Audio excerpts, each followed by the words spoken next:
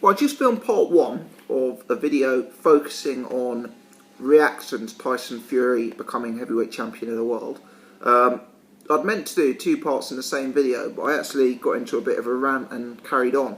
Now, I wanted to talk about the bookmakers' reaction to Tyson Fury winning this fight. And let's be honest, the bookmakers have got it wrong all the way through the fight. You know, I got 9-2 on this fight, Fury to win, with Sky Bet. On the day of the fight, I went to pick my missus up from the train station. Her train got delayed. Next to the train station was a branch of Betfred. Now, it was freezing cold. I'm waiting for my missus to come off the train. So I thought I'd go into Betfred.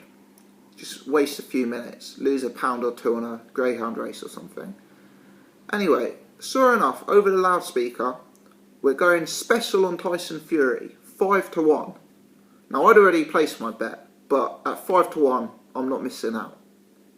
Went to the cash machine, got stuck in. You know, the bookmakers have got this fight wrong all the way through. Amazingly, and eagle-eyed viewers would have noticed that they got it wrong during the fight. I remember something like after the 9th round, and at this point I had Tyson Fury way up. 6 rounds to 3, 7 rounds to 2. At this point of the fight, I was thinking Klitschko needs to pull out an amazing knockout to win. You know, he's only got a knockout out of winning this fight.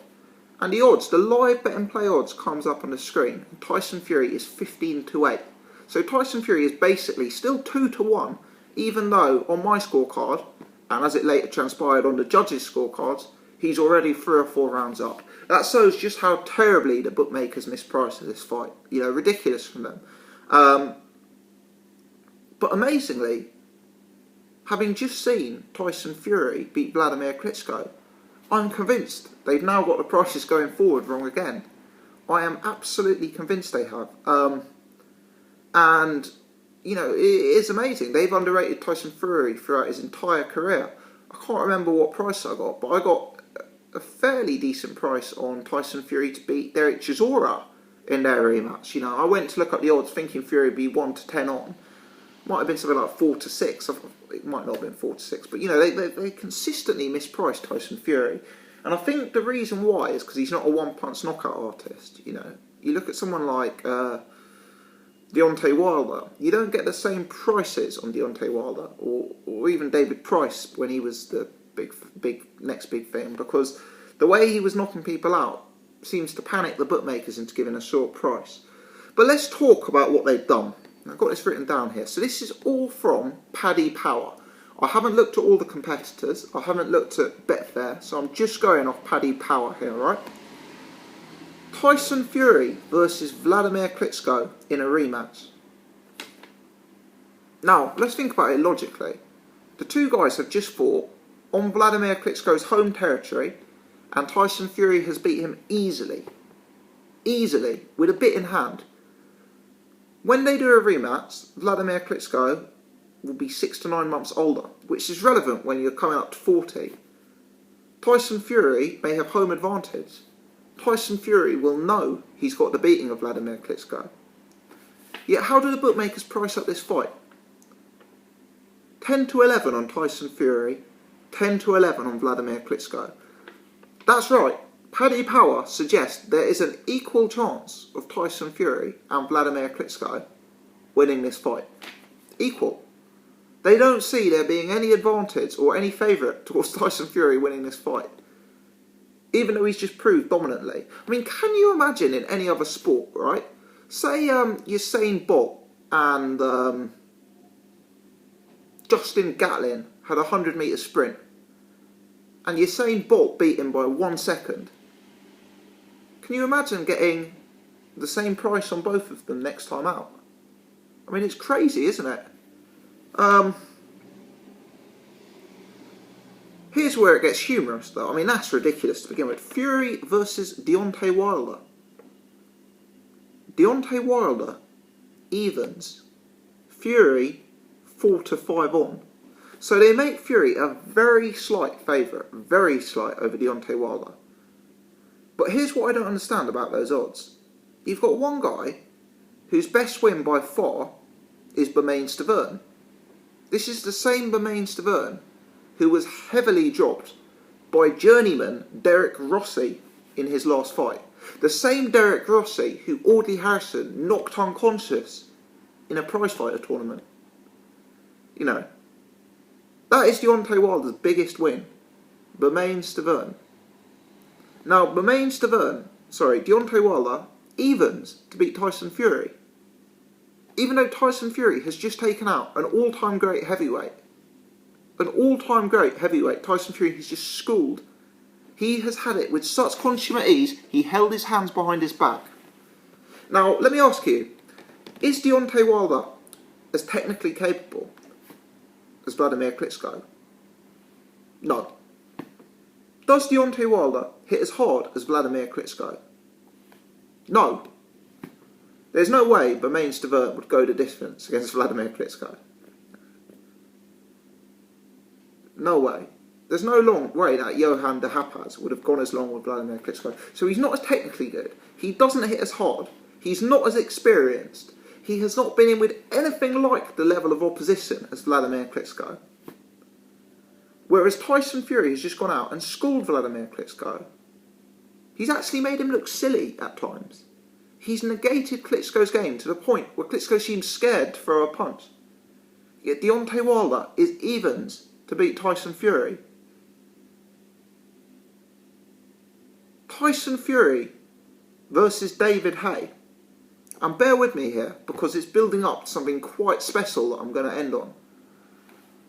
David Haye to beat Tyson Fury, 11-10. 11-10. So what they're saying is David Haye is basically, 11-10 is the closest odds you can give to evens that are slightly more generous. So they're saying David Haye's got something like, and I'm not working this out mathematically, I'm sure someone cleverer than me can comment there, something like a 45% chance of beating Tyson Fury. This is 6'2" David Haye, who laboured to a win over Nikolai Valuev because he couldn't deal with Valuev's size. This is the same David Haye who got destroyed by Vladimir Klitschko. David Haye, for me, doesn't fight well against tall men. His devastating heavyweight performances have been against smaller men. And yet this guy's got a 45% chance of beating Tyson Fury. Factoring in the fact that he's been out of the ring for 3.5 years. That he's had huge career-threatening injuries. The fact that he's a fighter who relies on speed and explosiveness, but is now in his late 30s, without any relevant form for many years. He's 11-10 to beat Tyson Fury. I mean, quite frankly, if they put up an odd on Scott Cardle to beat Tyson Fury, it seems that this bookmaker would give Cardle a decent chance, Bradley Skeet to beat Tyson Fury. But let's talk where it becomes absolutely disgusting, ridiculous.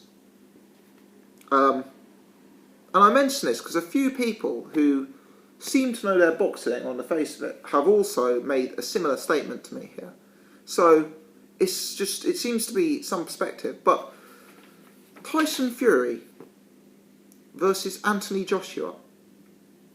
Yes, Anthony Joshua, the novice, who has never been beyond 3 or 4 rounds and who is fighting for the British title in a few weeks. The same guy. The same Anthony Joshua who's never been hit on his chin. The same Anthony Joshua who's never had someone move. Anthony Joshua to beat Tyson Fury is 8-13. Well, let me tell you, I almost fell off my chair. 8-13.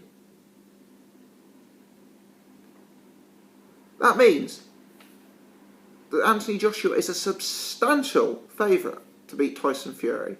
Not close. Not close. Substantial. You can actually get odds against 5-4. Meaning you get a greater than double return. A greater than 100% return on Tyson Fury to beat Anthony Joshua. Now, Anthony Joshua looks like a very good fighter for British title level. A very good fighter at British title level. But what is it with bookmakers undervaluing Tyson Fury? I mean, the bookmakers had David Price as a sure thing to beat Tyson Fury. A sure thing. you know, to say that Anthony Joshua will beat him is ridiculous. Anthony Joshua may hit hard at a certain level. He looks like a big puncher, given the level of opponent he's been in with. And I'm sure he does have some punching power. But Vladimir Klitschko is a far more proven heavyweight puncher than Anthony Joshua. Vladimir Klitschko dropped Alexander Povetkin numerous times. A guy who's widely regarded as top 5 heavyweight. Knocked out Tony Thompson twice. Knocked out Kubrat Pulev, a top 5 heavyweight. I could go on.